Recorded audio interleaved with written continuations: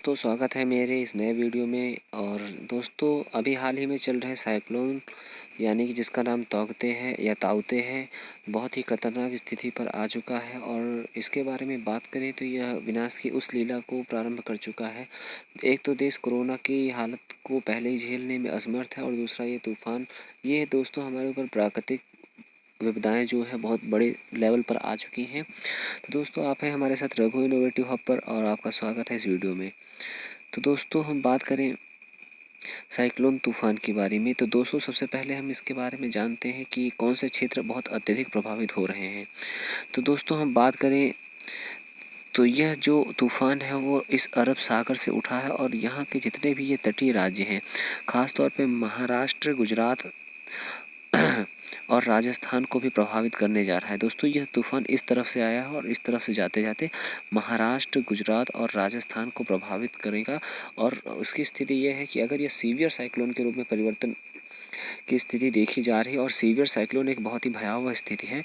और इसमें तो है दोस्तों यह है कि 800 किलोमीटर प्रति घंटे की स्पीड कि हाँ, मतलब इतनी तेज़ हवाएं चल रही हैं, जिससे कि एक तो समुद्र का पानी जो है तटीय इलाकों में भर रहा है, और इसके साथ ही बारिश और जलभराव की स्थिति। और इससे हुआ ये है कि 800 से भी अधिक घर जो है वो विनाश की लीला पर सूली चढ़ चुके हैं। तो दोस्तों यहाँ पर जो है अरब सागर का जितने भी तटीय क्षेत्र हैं उनको यह प्रभावित करने में बहुत ही ज़्यादा प्रभावित कर चुका है। और महाराष्ट्र, गुजरात, राजस्थान इसके जो है वो प्रमुख प्रभावित क्षेत्र हैं। और इसमें जो सरकारी तेल कंपनी बॉम्बे हाई है, जो कि तेल निकालने का कार्य करती है, उसने भी अपने यहाँ पर सभी कार्य बंद कर दिए हैं। और उसने बताया कि यह तूफान की स्थिति धीरे धीरे भारत के अन्य क्षेत्रों की ओर भी बढ़ सकती है। और दोस्तों आगे हम बात करें तो क्या होता है तूफान साइक्लोन, और क्यों इसका होता है नामकरण, तो आइए जानते हैं। दोस्तों इस बार जो साइक्लोन का नाम है वह बर्मा द्वारा दिया गया है, वर्तमान में म्यांमार द्वारा। तो दोस्तों यह जो नाम है बर्मा द्वारा इसका नामकरण किए जाने का कारण यह है कि वहाँ पर जो सर्वप्रथम जो है अरब सागर की ओर नीचे बर्मा देश के बगल से ही यह तूफान उठा है। और बर्मा ने इसको नाम जो है अपने बर्मी शब्द के अनुसार दिया है। बर्मी शब्द में जो एक शब्द होता है उस ताउते, ताउते का अर्थ होता है अत्यधिक आवाज़ करने वाली छिपकली। तो दोस्तों यह थे इसके थोड़े नामकरण के बारे में। तो दोस्तों यह उस छिपकली का एक चित्र है। और हम आपको बता दें कि बर्मा द्वारा नामकरण किए जाने का यह एक ख़ास रीज़न यह है कि बर्मा भी इससे कुछ न कुछ प्रभावित हो चुका देश है। तो सर्वप्रथम वहीं पर इसकी स्थिति दी जानी गई थी जहाँ पर ये कम विनाशकारी था, लेकिन वर्तमान में यह काफ़ी विनाशकारी तौर पर जो भारतीय राज्यों पर जो है अपना प्रभाव छोड़ रहा है।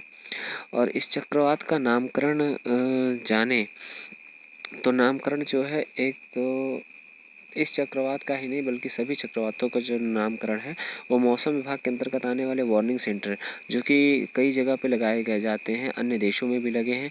और इन सभी देशों के आधार पर जो डेटा एनालिसिस होता है उसी के आधार पर इनका नामकरण किया जाता है। तो दोस्तों अगर इस पैनल की बात करें तो इसमें कुल 13 देश हैं, जिनमें से Bharat, Pakistan, Maldives, Bangladesh, Myanmar, Oman, Sri Lanka, Thailand, Iran, Qatar, Saudi Arab और यमन इसमें प्रमुख देश हैं। तो दोस्तों यह हुई जो चक्रवात के नामकरण की पद्धति, कैसे नामकरण किया जाता है। और दोस्तों आगे जानते हैं कि नाम देने का कारण क्या है, क्यों इनको नाम दिया जाता है चक्रवातों को, क्योंकि नॉर्मली हम तूफान भी कह सकते हैं। तो दोस्तों चक्रवातों को नाम देने का कारण यह है क्योंकि एक इनकी अवधि जो होती है वो बहुत लंबे समय यानी एक सप्ताह से अधिक समय तक चलती है। और एक समय से अधिक सप्ताह तक चलने के लिए उसमें होता यह है कि कई तूफान एक बार आ जाते, एक या दो तूफान भी अन्य अन्य स्थलों पर आ जाते हैं। तो अन्य अन्य जगहों पर आने के कारण जैसे एक तूफान यहाँ है, एक तूफान वहाँ पर है, तो कहीं वैज्ञानिक इस डेटा एनालिसिस में कंफ्यूज ना हो जाए, इसलिए इनका नामकरण देने के लिए जो है इनको नाम दिया जाता है।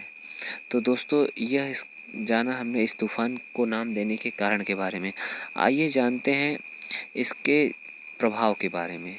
तो दोस्तों, साइक्लोन हमेशा जब आता है तो अपनी विनाश लीला साथ में लेके आता है, और यह एक बहुत ही बड़े पैमाने पर जो है एक विनाश करता है। और जैसा हमने बताया कि यह 800 से भी ज़्यादा घरों को तबाह कर चुका है। तटीय क्षेत्र सभी खाली करा लिए गए हैं वर्तमान स्थिति में। तो दोस्तों, सीवियर साइक्लोन बनने पर यह पूरे देश पर जो है अपना प्रभाव छोड़ सकता है।